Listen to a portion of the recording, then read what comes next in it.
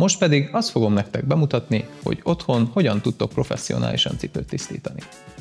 Amire szükségetek lesz: egy erősebb sörtélyű, egy puhább sörtélyű kefe, egy kis vízre, egy mikroszálas törlőkendőre, és természetesen a Mapó Snaker Cleanerre.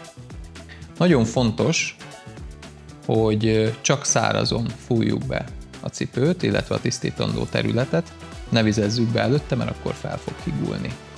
Mindenek előtt kiveszem a cipőfűzőket. Ezt pedig majd a legvégén fogjuk kitisztítani. Először is kezdjük a felső réteggel.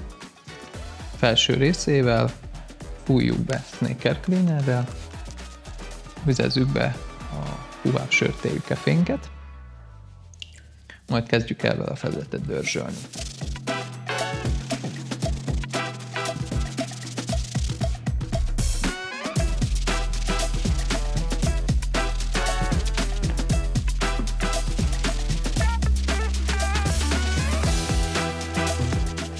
Jó, majd ha ezzel meg vagyunk, akkor egy erősebb sörtélyű kefével pedig a talprészét fogjuk átsikálni. Fújjuk be szintén Snaker Cleanerrel, és kezdjük el tisztítani.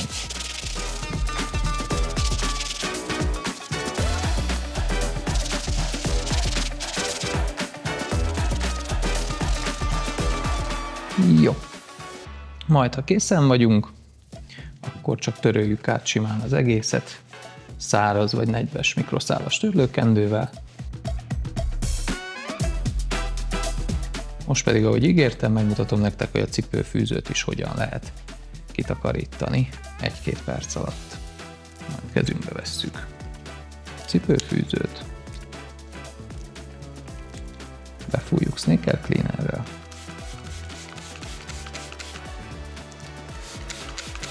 úgy, egy kis vizet adunk hozzá, majd elkezdjük dörzsölni.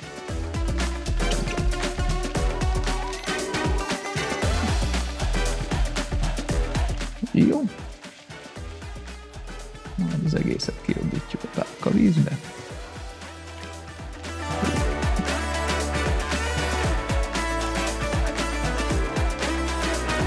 És készen is van a cipőfűzőnk is.